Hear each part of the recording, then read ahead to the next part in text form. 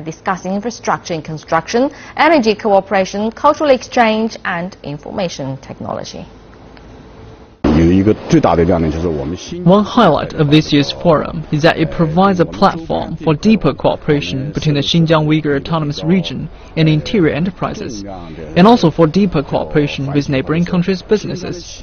The volume of the contracts have been increased greatly this year.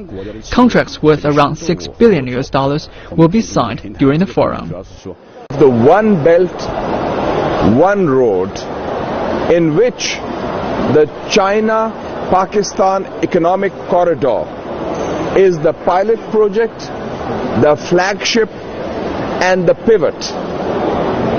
And the vision of One Belt, One Road is a separate vision of cooperation, consultation, and consensus. So we are here to promote the China-Pakistan Economic Corridor within the framework of President Xi Jinping's One Belt, One Road. China has announced a plan to spend around $65 billion on nearly 4,800 projects to improve water quality across the country. The Ministry of Environmental Protection says the funds will go to protecting rivers and lakes and will also be used for pollution prevention and groundwater protection. According to a water pollution prevention plan published last year, the government plans to completely ban polluting industrial plants which fail to comply with the environment protection standards by the end of 2016. But February the 14th is not the only day to express your feelings to that special someone. On Tuesday, the Chinese celebrated their traditional Valentine's Day called Qixi. Roses are the universal language of love, and our reporter Laura Luo finds out who was buying them. Love is in the air as the Chinese Valentine's Day arrives. On the streets of Beijing and in shopping centers, flower shops are seeing their business bloom. Roses are lovebirds' top pick when it comes to gifts. Analysts say China's post-90s generation is most active in preparing for roses. Over 50% of the people that conduct searches on Taobao and Tmall to buy roses are under the age of 24. And over 90% are people aged below 30. They're mainly male, white collars, and students.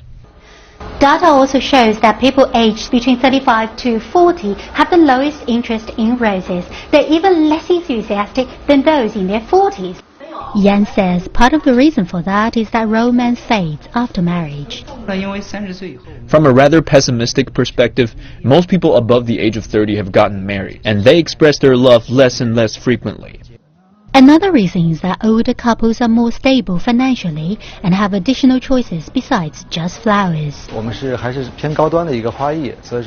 Our customers who are a bit older usually like to purchase products that improve quality of life, such as home fragrances and jewelry.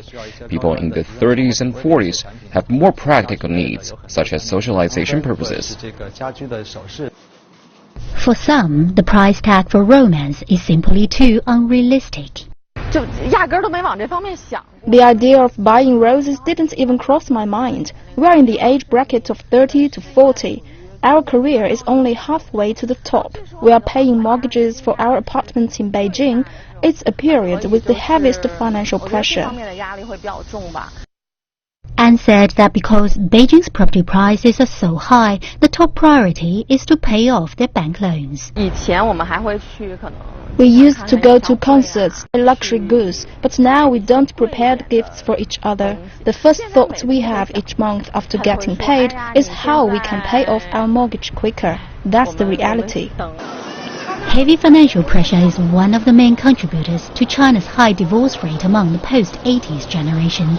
But Anne entered her marriage fully aware of the harsh reality and said as long as they love and support each other, every day is Valentine's Day. Laura Lo, CCTV News. Now, a Shanghai Wildlife Park has showcased the whole process of physically examining a giant panda cub for the first time. And according to staff at Shanghai Wild Animal Park, the 1-month-old panda cub has already gained weight, going from 0.151 kilograms to nearly 1.5 kilograms.